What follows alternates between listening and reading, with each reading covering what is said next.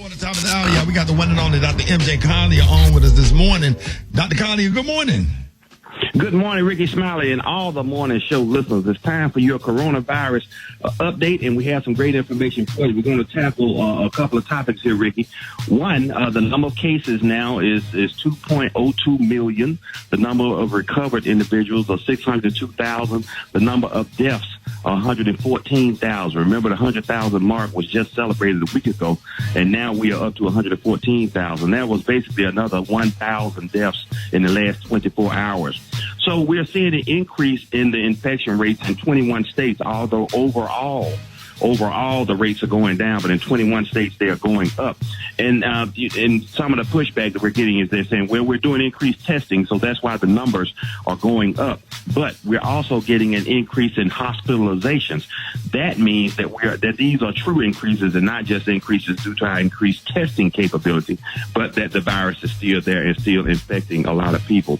So there was also some discussion yesterday about some of the things that had been said by the World Health Organization. But let's be clear. 1/3 of the infections are asymptomatic. People that get infected, up to a third don't even know they have it, and so that means they're spreading it. And up to 40% of transmission happens before a person that does have it becomes symptomatic. So you look at those numbers. So that means over half of the people that have it and are carrying it are sharing it with other people, and they're not doing it intentionally. They have no idea that they have it because they're not having any symptoms. I've spoken with you and told you that I'm testing individuals in my office for the antibodies, and that confirms that they have had infection.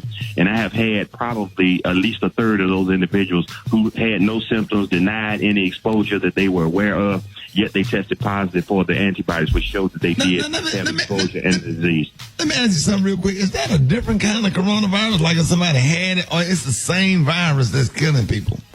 No, it's the same virus that's killing people. But remember, you have 80% of people will get the infection and get over it.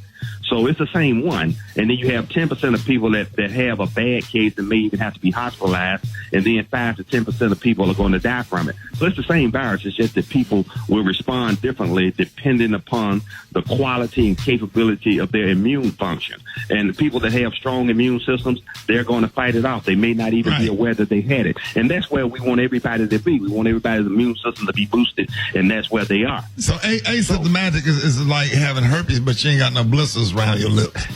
That's a great correlation. Those symptoms, but you do have it. And they always say, I've never had it on my lips. They never talk about that, having blisters down below the belt line. They say, oh, no, I've never had any fever blisters on my lips. But, it happens. And there are cases of people that have done that as well. So keeping it medically correct, that's true. Now, looking there, National Guards have been deployed. There were about 5,000 in Washington, D.C. from 11 states. And they have had individuals from the National Guard that have tested positive for the coronavirus. Now, supposedly, everybody that was deployed was tested before they were deployed, and they were negative before they were allowed to go and be deployed. So that means that they did contact the virus while they were on active duty and dealing with people that were protesting. So we now have multiple cases. They don't know what the number is because they won't release that. But those individuals now, they're going to be extended for at least another 14 days to get through a quarantine period. But some of these people have been sent home already to 11 different states. And so they're supposed to self-report if they develop symptoms.